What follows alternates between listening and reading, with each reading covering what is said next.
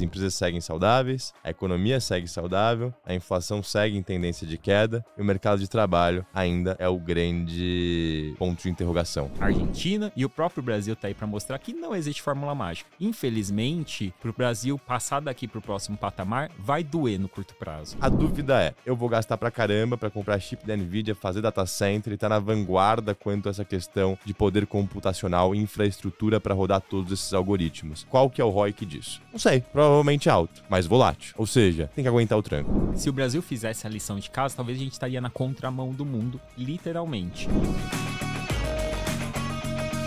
Senhoras e senhores, muito bom dia, muito boa tarde, muito boa noite. Estamos aqui em mais um bate-papo, eu, Rafael, com meu grande amigo e sócio, Thiago Pedroso.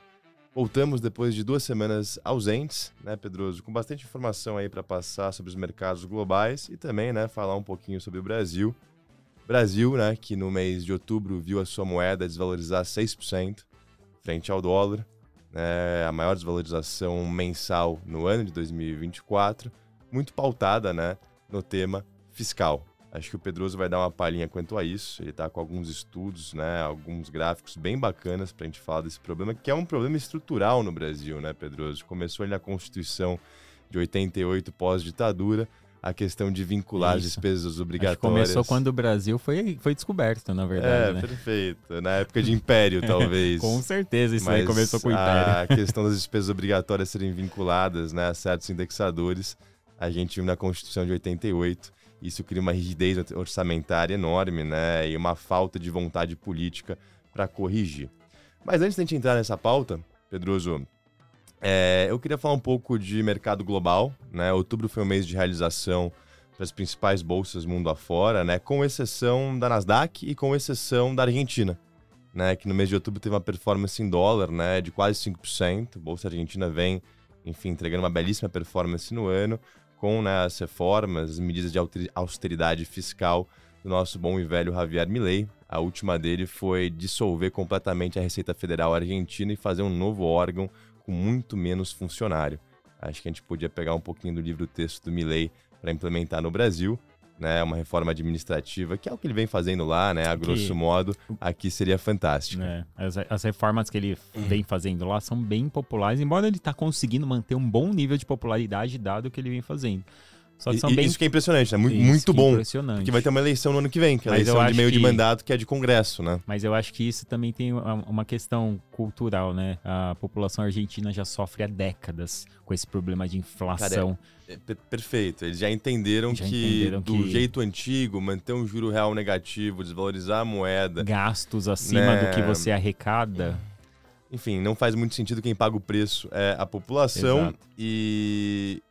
Felizmente, né, o Brasil é uma situação completamente diferente da Argentina, é incomparável no mundo de hoje, mas o que fica a pergunta, né, é qual que é a perspectiva do futuro. Hoje, se a gente pega meia dúzia de estagiário, dá livre para ele alguns vídeos, eles vão falar que precisa fazer isso no Brasil. Não é tão difícil, né? A situação ficou tão complicada na Argentina que só PhD resolve, né? No Brasil, ainda estagiário bem intencionado conseguiria resolver. Não estou falando que é fácil fazer o ajuste que a gente tanto pede como sociedade para o governo. O que não é fácil é o capital político, né, que o governo vai queimar para fazer esse ajuste. E a gente pode falar de Brasil daqui a pouco, né, Pedroso? Eu queria passar um pouquinho de mundo, que até o pessoal que nos acompanha deve estar, né, vendo essa pauta fiscal o dia inteiro no noticiário, né? Vai cortar, não vai, e etc. Mas indo aqui para a semana, a gente tá com um excepcionalismo americano fantástico esse ano, né? Desde 2023, Pedroso. E mais uma vez o PIB sobe aí quase 3%, 2,8%. Ficou um pouco abaixo da expectativa, o PIB do terceiro trimestre, mas por um motivo muito benéfico, que é a exportação líquida, a balança comercial. Os Estados Unidos hoje importa mais do que exporta. E isso significa o quê? Resiliência no consumo doméstico. Quando a gente olha, né, o item mais importante do PIB, que corresponde a 70% da atividade norte-americana, a gente vê que o consumo pessoal subiu 3,7% no tri passado, acima das expectativas de 3%. Né? O que pesou no PIB foi, de fato, a balança comercial, que, no meu ver, não tem nenhum tipo de problema. né? Então, dado positivo, eu acho que reforça a questão do pouso suave ou do não pouso nos Estados Unidos. A gente viu também, né, ontem a divulgação do índice de inflação preferido do Fed, que é o PCE, 2,1%, menor nível desde fevereiro de 2021, né? Então o Fed conseguindo colocar a inflação na meta. Se você olha o núcleo, né, que exclui energia e alimentos, que é mais volátil, 2,7%, um pouco acima da meta, mas em uma tendência aí nos últimos trimestres de queda, tá? Então positivo também, ficou bem em linha com a expectativa, um pouquinho acima, né? Se você for para a segunda casa decimal, mas bem tranquilo, tá, Pedro? Eu não acho que fez tanto preço no mercado.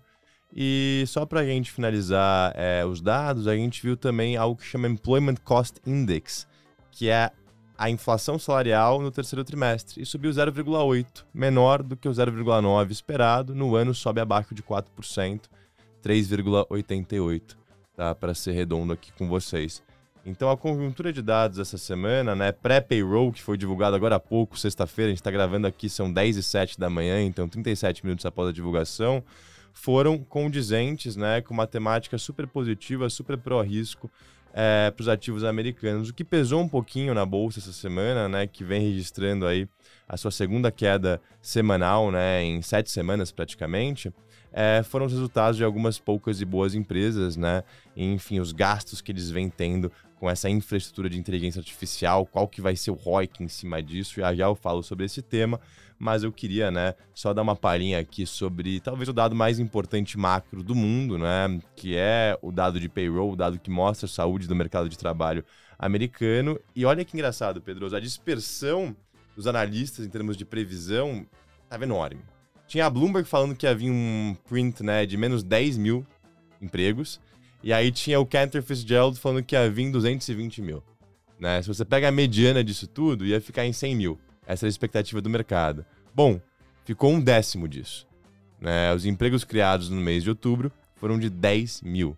Acho que é o menor payroll que a gente vê, né, talvez em anos, tá? E mais importante, houve revisão negativa no mês passado, né, em mais ou menos 100 mil empregos também.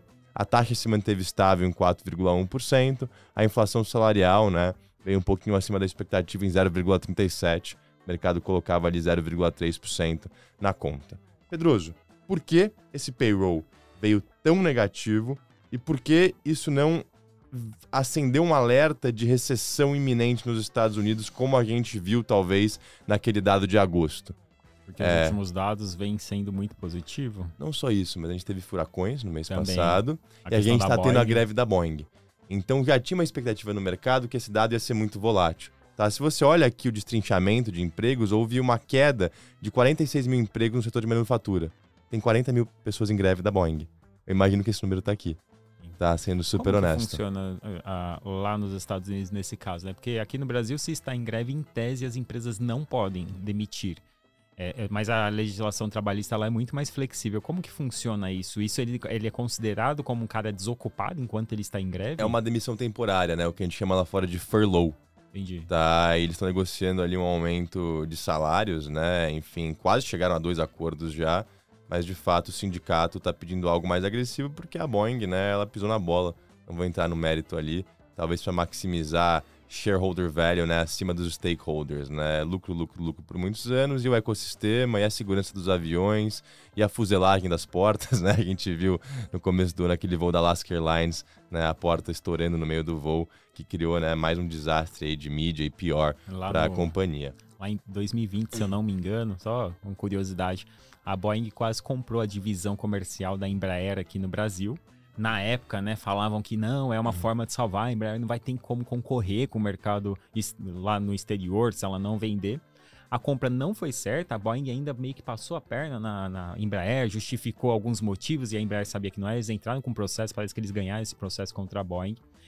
E deu no que deu, né? Agora a Boeing tá num inferno astral danado, teve problema nas aeronaves. Cara, e a Boeing... E a Embraer tá num cenário completamente oposto. Ela conseguindo concorrer de igual com a Boeing, conseguindo vender os aviões dos Estados Unidos. A operação dela da Eve, né? Que é a operação de táxi urbano. Táxi não tripulado, aqueles helicópterozinho não tripulado. Parece que tá vendendo a segunda maior encomenda do mundo entre essas empresas. Você vê como o jogo vira muito rápido, né? E a gente, com o nosso complexo de vira-lata brasileiro, olhar e fala, não, tem que ser vendido mesmo. A Embraer não tem como concorrer com uma americana. E olha onde a Embraer tá. Não, excelente adendo, Pedroso. E a Boeing, curiosamente, essa semana fez a 7ª maior oferta de ações na história americana, né? Eles aumentaram ali o seu capital em 19 bilhões de dólares para reforçar sua posição de caixa, né? E isso vem prevenindo com que eles tomem um downgrade da Fitch, Moody's e S&P, que a colocaram eles em alerta, né? A Boeing tem uma classificação BBB-, se eles tomam um downgrade, eles viram junk, high yield, e aí alguns fundos institucionais que têm mandato para investir só em high grade não podem investir neles, né? Então os spreads abrem, perde fluxo, eles têm uma dificuldade muito maior de financiar e rolar a dívida lá na frente. Mercado muito atento quanto a isso, tá? Pedroso, resumindo, o dado de PIB, o dado de inflação e o dado de desemprego. Segue o jogo, vai cortar 25 pontos na reunião da semana que vem, né? E é uma quinta-feira, né? É excepcional isso, geralmente é de quarta decisão. Então não vai ter a super quarta Brasil e Estados Unidos que a gente está acostumado. E segue a retórica, né? Que os Estados Unidos é a locomotiva de crescimento mundial. Tá? Eu não acho que esses dados interferem muito no consenso do mercado. Sendo super honesto com você, hoje a gente vê um alívio na curva de juros que vinha subindo bastante, né? Talvez por conta de uma atividade mais forte e talvez, né, até pela questão do Trump tá ganhando ali probabilidade nas casas de aposta ao longo das últimas semanas, o famoso Trump Trade. Hoje a gente vê, né, os juros dar uma bela aliviada, 2 anos está caindo 5 bases, 10 anos está caindo 4 bases. Então positivo para o mercado de renda fixa e positivo também o mercado de bolsa, né? Os futuros aqui estavam subindo na casa de 0,5% a 0,7%. Enquanto a gente fala, vamos ver se o mercado consegue sustentar essa alta, né? Geralmente em dias de payroll costuma ser bem volátil. Já vi abrir com uma cara e fechar com outra, né? Então é observar de fato. Agora indo para o micro, Pedroso, talvez não é mais importante ainda do que esses dados, que eu acho que pouco muda em termos de cenário macro, né? Juros em queda, né? Economia resiliente, inflação ali um pouco acima da meta, mas em patamares aceitáveis para a gente trazer os juros de volta para o patamar neutro, né? A grande dúvida é a magnitude e qual seria esse patamar neutro. E o mercado, dependendo dos dados, começa a mudar isso frequentemente. A gente teve os resultados aqui das Big Techs, né? Amazon, Microsoft, Google, Meta e Apple. A Tesla deu aula na semana passada, a Netflix deu aula na semana passada, e estas companhias tiveram, né, uma recepção, né, mista, tá? Eu não quero entrar no mérito individual aqui de cada uma, mas Amazon e Google o mercado gostou bastante, né? A Google, você vê o cloud deles crescendo 35% ao ano, né? O cloud que mais cresce entre a AWS, que é Amazon, e Azure, que é Microsoft, né? E Google superou por muito ali a questão de lucro por ação e receita. Você vê eles conseguindo monetizar as iniciativas de inteligência artificial no seu navegador de busca, né? Que tira um pouquinho da preocupação quanto à competição. Inclusive, ontem o ChatGPT lançou o seu SearchGPT, né? Que vai competir com a Google e com a Perplexity, um mecanismo de busca 100% aí voltado à inteligência artificial. A gente não tem acesso ainda, só são clientes enterprise, né? Mas vamos usar já e ver como é que isso roda, tá? O tema em comum aqui, Pedroso, que a gente já viu na última temporada de balanços, né, do segundo trimestre, é CAPEX e ROIC de CAPEX. Né? Eu trouxe um gráfico aqui bacana que mostra a média de CAPEX em relação à receita gerada dos últimos 10 anos e 2024. Tá? A Microsoft, ao longo dos últimos 10 anos, gastou em CAPEX 10% da sua receita. Hoje, ela está gastando 27% da sua receita em CAPEX. A Meta, né, durante 10 anos, na média, cresceu seu CAPEX em 18%. Hoje está crescendo 24%. Né? E por aí vai. As que mais subiram, né, o seu CAPEX relativo à receita, que eu acho que é a métrica menos enviesada e mais relativa para olhar, foram Microsoft e Meta. Os que menos subiram foram Google e Amazon. E a gente viu, né, isso refletindo na precificação das ações nesse trimestre. Né? Google e Amazon indo bem pós-resultado, Microsoft e Meta tendo uma certa realização. A dúvida é, eu vou gastar pra caramba para comprar chip da NVIDIA, fazer data center e estar na vanguarda quanto a essa questão de poder computacional e infraestrutura para rodar todos esses algoritmos. Né? Qual que é o ROIC disso? Não sei. Provavelmente alto, mas volátil. Ou seja, tem que aguentar o tranco. Né? E quando o mercado não sabe, ele não gosta de pagar para ver. Tá? Eu acho que essa a grande narrativa que a gente está vendo pós-divulgação de resultado. A gente viu esse tema no segundo trimestre e quem comprou no segundo trimestre pós essas realizações se deu bem, né? Fez dinheiro. Tá, então eu continuo achando que essas companhias são excelentes, eles continuam crescendo o lucro na média entre 15% a 20%, que é realmente fantástico. A Amazon, por exemplo, vou dar uma métrica aqui para você. A Amazon, trimestre passado, gerou 20 bi de fluxo de caixa livre. Esse tri, ela gerou 43 bi de fluxo de caixa livre, né? Um aumento de 120%, 130%.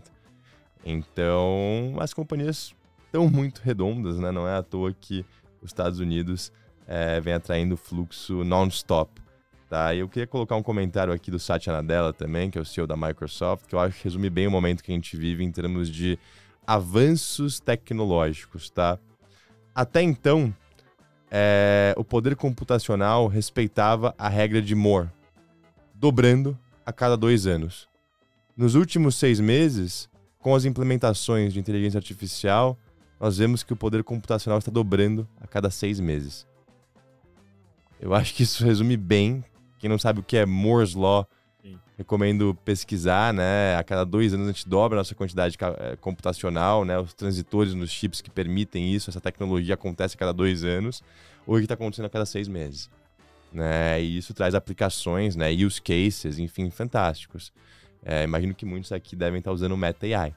Né? No grupo chat com os amigos, você escreve Meta AI, faz uma foto disso, faz uma zoeira daquilo. Pô, até quem não usou o ChatGPT, porque tem que baixar um novo aplicativo, muitas vezes pagar, tem ali no seu WhatsApp, que é o principal aplicativo de interação hoje entre os seres humanos mundo afora, uma forma de interagir, né, com uma inteligência artificial em tempo real. E esses use cases vão aparecer. Tá? E só para finalizar, Pedroso, chuta quanto a Apple gasta de CAPEX em relação à sua receita. 3%. 3%? Muito, muito abaixo de Amazon, que é 10%, Alphabet, que é 15%, Meta, que é 25%, e Microsoft, que é quase 30%. Aí entra a minha crítica, né? Eles não têm mais produtos novos e os iPhones, eles têm uma evolução que você tem uma percepção tão pequena de um para outro. Então, talvez, né, você não gastar em CAPEX quer dizer que você não está vendo oportunidades de investimento.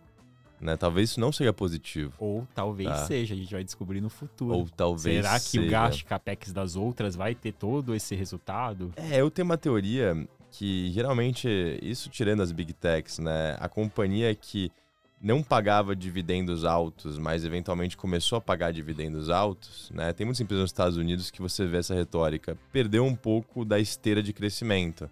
Né? Dividendo você está remunerando seu acionista e é quando você acha que você não tem capacidade de remunerar ele mais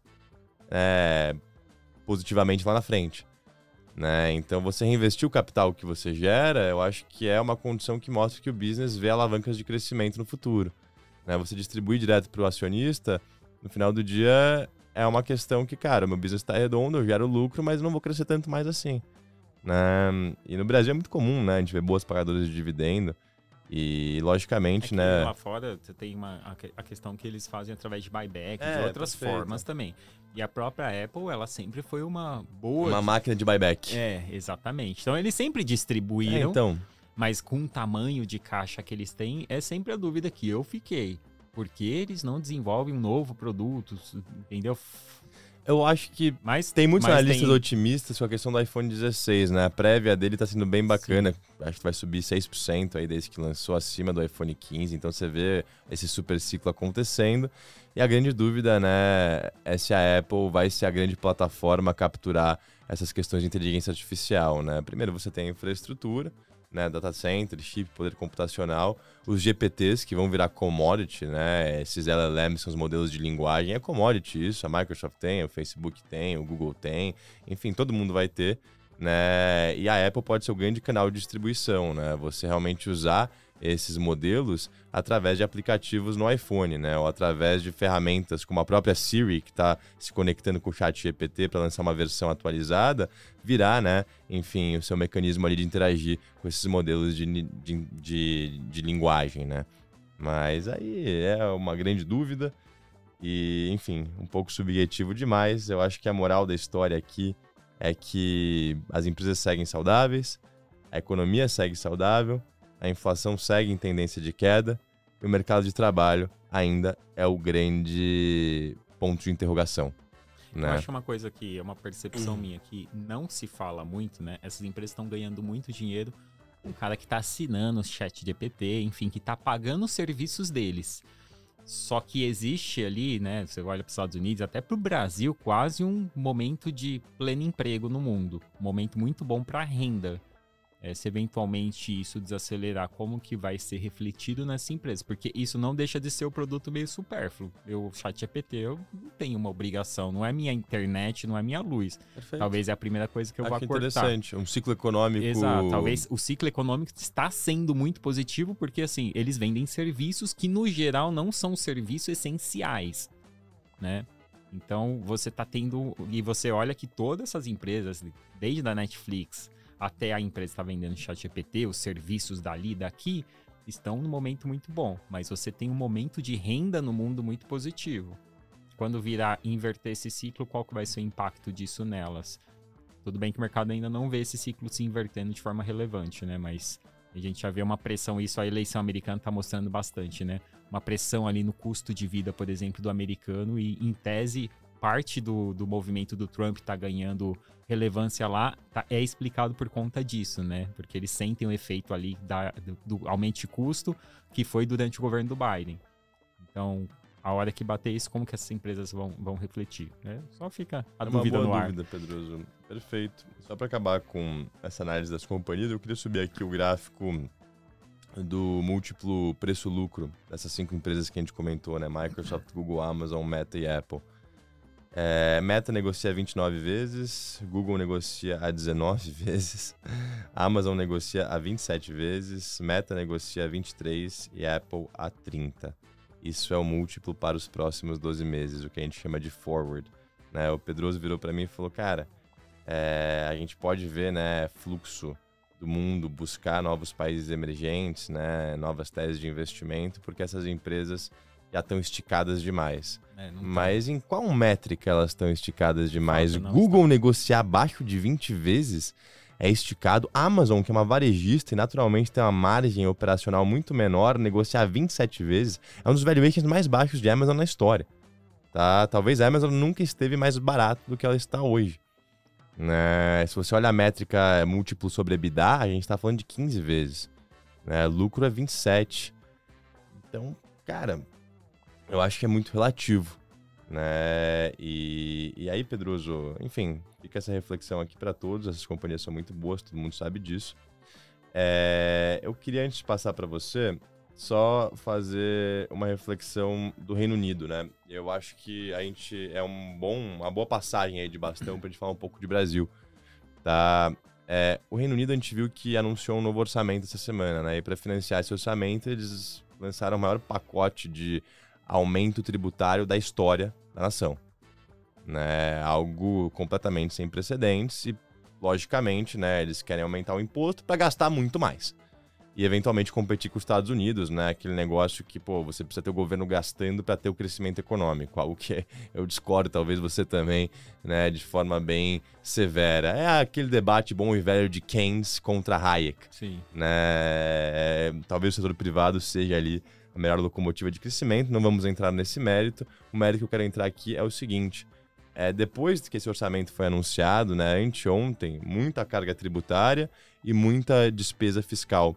O que aconteceu com os juros de 10 anos do Reino Unido? Em 2 pregões subiu 30 pontos. O que aconteceu com o pound? Desvalorizou. O que aconteceu com a bolsa? Caiu. Né? Então, cara, é um tema que a gente vê há algum tempo, né? E não foi só essa vez isso. A gente viu o que aconteceu com a Liz Truss 2 anos atrás, né? A ex-primeira-ministra. Ela quis aumentar os gastos e abaixar os impostos, né? Pelo menos aqui você tem um aumento de arrecadação com um aumento de despesa, né? Mas o mercado vem punindo, né, aqueles que não têm certa disciplina fiscal, né? Isso é refletido, né, eu acho que mais fielmente através da reprecificação da parte longa da curva de juros, que foi um tema que a gente viu ocorrer no Reino Unido, que foi um pouco na contramão, né, do mundo essa semana. Legal. E aí, Pedroso, acho que, cara, a bola, ela tá com você. Eu queria te fazer uma pergunta, tá? Que é realmente curiosidade minha. O Brasil, ele nunca teve tanta reserva internacional. A gente tá falando de 400 bilhões de dólares. No câmbio de hoje, a 5,8, isso daria 2,32 trilhões de reais. Cara, faz sentido o Brasil pegar metade dessa reserva, 1 tri, e pagar a dívida pública? O problema hoje da reserva fiscal é que ela é nosso porto seguro para quem investe principalmente no Brasil e uma âncora lá monetária. Fora, logicamente, né? Até por isso que o CDS brasileiro não explode com o risco fiscal doméstico aumentando, né? Exato. Se você for ver os spreads dos bonds brasileiros negociados no mercado americano, seguem baixos. Eu falei errado, eu falei âncora monetária, é uma âncora cambial. Cambial. Então é uma forma de você conseguir ter um nível de controle. Se o Brasil tivesse uma questão fiscal ajustadinha, eu acho que isso seria até uma pressão para usar parte desse dinheiro ou até melhorar investir, ainda mais. enfim, fazer alguma coisa com esse dinheiro. Mas o problema é que o Brasil não faz a lição de casa e aí é obrigatório manter essa âncora lá fora. A minha dúvida, né, é o seguinte, a gente tá tendo que rolar a dívida a um IPCA mais 7 quase, né, um pré de 13, até tem muita dívida sendo tomada via LFT, né, que piora bem ali o perfil do endividamento brasileiro por ser pós-fixado. Né? Aonde eu quero chegar? Cara, uma dívida sendo rolada IPCA mais 7, você precisa de um superávit primário de 3% para estabilizar a dívida PIB, que não vai acontecer. Mas né? O racional seu é claríssimo. De certa forma, se você... Imagina você como pessoa física, né? Porque a gente tá nessa situação. Pensa o Brasil como uma pessoa física. Eu gasto mais do que eu tenho todo mês. Então, todo mês eu vou aumentando, usando mais do meu limite. Enquanto isso, eu tenho um dinheirão lá guardado que eu poderia usar para abater isso, diminuir os meus gastos. Mas eu continuo com a perspectiva de continuar gastando mais no futuro. Então eu vou pegar esse dinheiro e vou só resolver meu problema de curto prazo. Seria de curtíssimo eu não prazo. resolvo meu problema estrutural. E então aí, você que ia queimar acontece? esse dinheiro talvez em quanto tempo? Eu não sei banco qual é a magnitude hoje disso. te dá crédito, né, sendo uma pessoa física, porque ele olha e fala, caramba, esse cara tem um patrimônio legal aqui, então vamos dar crédito para ele. Mas se você torrar seu patrimônio e continuar gastando na mesma proporção, o banco vai virar para você e falar, opa, talvez eu vou ter que te emprestar pelo dobro de juros, ou eu não vou te dar mais IPCA mais 7 crédito. tá barato, né? Se Entendeu? você acaba com suas reservas Então o problema no internacionais, Brasil é enfim. estrutural. O problema do Brasil é um problema estrutural. E aí qualquer dessas definições de curto prazo, vamos usar reserva, vamos fazer... É só coisa para você ganhar a próxima eleição. Ninguém preocupado de fato com o Brasil do futuro. Ninguém é preocupado que o Brasil se torne uma Coreia do Sul, que na década de 70 era um país pobríssimo e hoje é uma potência mundial. Eu trouxe, né, esse questionamento porque eu vi no Twitter circulando uma matéria do Paulo Guedes de junho de 2020, onde ele fala, com o dólar a 5,5 não precisamos de tantas reservas internacionais. Sem fazer a lição de casa é difícil. Que perfeito. Mas assim, imagine o Guedes pensando que porque o Guedes tem... Ele ia fazer a lição de casa. Exato, e pensando trazer... que ele vai fazer a lição de casa e tal. A gente sabe do problema político no Brasil. Até entrando nisso, né, vamos começar rapidinho aqui. Boletim Focus, todas as projeções voltando a ficar para cima, porque o Brasil tá meio que stand-by aqui por 2 motivos. Lá fora, questão da eleição americana, quem vai vir. Eu acho que isso é mais pressão de curto prazo. Quando acontecer de fato a eleição, eu acho que tira um pouco dessa pressão, minha opinião. Mesmo se for o Trump, eu acho que o mercado já está precificando, então pode tirar um pouco dessa pressão. E aí você também tem a questão local aqui, que é o fiscal. É lógico que tem outras coisas acontecendo no mundo, China, a gente vai falar um pouquinho, mas acho que a questão fiscal aqui, ela basicamente é o principal motivo que estressa dólar e juros. O pessoal pode falar, mas lá fora ele levou um pouco a questão do dólar. Sim, mas se o Brasil fizesse a lição de casa, talvez a gente estaria na contramão do mundo, literalmente. Até porque a gente estava conversando há pouco tempo atrás, né? O momento é muito bom para um país emergente como o Brasil. É um país com uma população gigante, com um mercado consumidor enorme, muito bem localizado por questão de geopolítica e de localização mesmo. A gente está do lado, geográfica, muita a gente está do lado reserva natural, minério, petróleo, então, a gente agricultura. tem tudo para dar certo. Falta vontade política.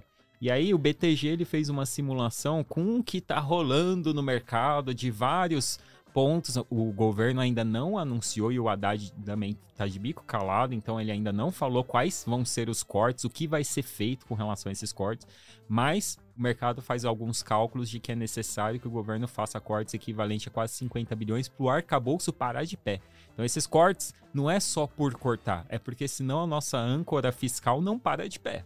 Então o governo meio que é obrigado a fazer isso, porque senão a gente vai ter um problema maior com o dólar e isso vai bater em inflação. Então o BTG fez algumas simulações, eles falaram que se tudo que está rodando no mercado for proposto pelo governo, a gente poderia ter uma economia de 57,4 bilhões já em 2025 e 139 bilhões no acumulado nos próximos 2 anos. 57,4 em 25 eu acho estranho esse número, porque muito do que o governo vai ter que passar de PEC só vai valer a partir de 2026. Então eu achei estranho esse número. Mas esse é o estudo que o BTG soltou. O governo tem que passar essas PECs ainda esse ano, tem que jogar antes do orçamento para poder ser válido pro ano que vem, porque você tem aquela lei da interioridade, se eu não me engano, eu esqueci o nome. Perfeito, que quando você passa só é válido só um ano depois. É interioridade mesmo. E a gente já tá no fim do ano, não vamos conseguir aprovar nada agora. Então vai ser aprovado o ano que vem. O governo vai ter que divulgar agora para correr, se ele conseguir usar um certo capital esse político ano. No Congresso. Eu não lembro até qual data ele consegue. Ele tem ali um bom momento para fazer isso. Por quê? O Lira tá deixando de ser o presidente da Câmara e ele quer indicar um cara próximo a ele, que é o Hugo Mota. Então ele já tá fazendo o conchavo ali com o governo de que me apoia que a gente passa as propostas de redução de gastos. E eu acho também que a Câmara e o Senado, por mais que tenham seus perfis gastão, é um pouco mais pragmático, né? Então acho que eles têm uma probabilidade maior de aceitar. Se acontece isso, eu acho que a grande questão é o que vai vir do governo. O quanto o governo está disposto a cortar. Eu vi essa semana uma matéria falando que políticos e intelectuais são contra o corte de gasto. É difícil, né? Porque assim, eu não sei se falta ali inteligência para você poder entender que a gente gasta mais do que tem, ou se é falta de vergonha na cara mesmo, porque não é possível. Engraçado é a palavra intelectuais, né, nessa frase. Não é possível. Quem são esses intelectuais? Porque você olha, a gente tá com uma dívida crescendo. Até onde vai isso? O nosso déficit nominal ano passado foi quase 10%, 9 e pouco por cento. 8% disso é só pagamento de juros, pessoal. Até onde vai? E quanto mais você estica a corda, mais sobe os juros. O governo acabou de se financiar essa semana uma das maiores taxas de juros das últimas décadas. A gente tá pagando 13% na curva de juros futura. E aí, Pedro, posso dar uma opinião aqui? O governo, eu acho que tem muito medo, né, de reajustar os gastos, porque isso pode impactar o crescimento no curto prazo. Né? E crescimento alto e desemprego baixo é uma retórica eleitoral que apela à base populista. E aí falta... Não. Mas o que acontece? Se o governo abaixa a despesa via ajustes estruturais nas questões obrigatórias e nas indexações do orçamento, né, você claramente vai ter uma descompressão de prêmio de risco Brasil. Ou seja, os juros, ele vai poder sair de IPCA mais 7 e ir para IPCA mais 5. Essa descompressão de juros reativa o setor privado. E essa lacuna, né, em termos de o governo injetar menos dinheiro na economia, vai ser preenchida por um setor que aloca capital de forma muito mais eficiente e diligente. Tá? Então, esse ajuste ele não permitiria um crescimento maior, mas permitiria um crescimento mais sustentável. Né? Eu acho que é essa a grande X da questão. Você até comentou, né, do Reino Unido, quer gastar mais. Eu não sou nem necessariamente contra o gasto do governo, principalmente quando você fala em investimentos. A questão é onde é alocado esse gasto. O PT que está também no poder no Reino Unido, né? É o Partido dos Trabalhadores. A questão é onde vai ser alocado esse gasto. Né? Esse gasto vai ser eficiente? É um setor que o setor privado talvez não tenha interesse, mas social ou economicamente é muito importante para o Brasil. Por exemplo, fazer uma rodovia, sei lá, um trem que liga o país, talvez o setor privado não tenha condição nem interesse em fazer. Mas talvez seja muito importante para o país e você precisa ter ali a mão do governo de algum lado para você conseguir fazer. Então, a questão não é como você faz os gastos, a questão é a eficiência desses gastos. E a gente sabe que o governo, ele aloca muito mal os recursos, né? E uma prova disso é que a gente tem ali um orçamento super engessado por conta das despesas obrigatórias. Então, são 94% do orçamento. 94%. E é uma coisa que já era defendida lá pelo Guedes e por ela vários sobe economistas. acima... As despesas obrigatórias sobem acima de inflação mais 2,5%, que é o teto do arcabouço. Então, nas despesas discricionárias, não tem nenhuma forma de reajustar nada. Não sobra dinheiro. E aí tem aquela que muitos economistas defendem, né, que é o DDD, né? Desindexar, desvincular e desobrigar. Então, basicamente, parte disso é o que o mercado está tentando puxar a corda para ver se o governo faz aqui. Mas a gente sabe que não é o apetite desse governo fazer isso. O governo quer resolver a questão fiscal com mais crescimento, só que a gente sabe que isso vai trazer mais inflação. No fim do dia, quem vai pagar a conta é a população, principalmente os mais pobres. Não tem fórmula mágica, o mundo inteiro tá aí para mostrar, a Argentina e o próprio Brasil tá aí para mostrar que não existe fórmula mágica. Infelizmente, para o Brasil passar daqui para o próximo patamar, vai doer no curto prazo. E um governo estadista de verdade, independente de qual lado seja, esquerda ou direita, deveria entender isso e saber que ele tem que trabalhar para o Brasil crescer, mesmo se for contra a imagem dele, né? Eu talvez não gosto muito da biografia do Temer, mas ele fez isso durante o período que ele... Você sabe qual foi a popularidade dele no governo? Foi 2%, 3%, 4%. Que avaliaram o governo dele como ótimo ou bom.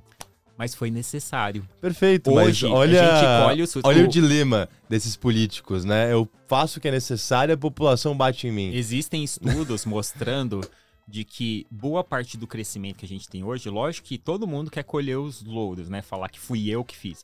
Mas boa parte do crescimento que a gente tem hoje vem das reformas estruturais feitas principalmente ali no governo Temer. Lei das estatais, marco do saneamento, reforma trabalhista. Teto de gasto que trouxe um controle. Então assim, o Temer ele fez muita coisa que é impopular, mas que é necessária. E qualquer presidente for assumir, eu gostaria que assumisse um presidente que não fosse político, sabe? Talvez seria o melhor cenário que o cara tá. Eu vou ser eleito ou não vou, dane-se. Só quero arrumar casa. Eu vou arrumar o Brasil. Talvez se ele fizer isso durante 4 anos, depois as pessoas vão começar a colher os frutos e vão falar, não é que foi bom? Vamos reeleger o cara, vamos botar alguém com um perfil parecido? Então... E é por isso que a gente tomou também um upgrade da Moody's, né? Muito se fala dessa questão polêmica, né? Desde a terra do upgrade, mas eles falam no relatório que o PIB potencial do Brasil pode ter aumentado. Por conta das reformas estruturais. E não por conta do gasto fiscal. Exatamente. É um pouco dos dois. Né? Mas tem mérito essa questão das reformas. Tem 100% mérito. Acho que o grande exemplo disso, e pode a esquerda falar, a direita falar, quem for que falar, foi 1994 com o Plano Real.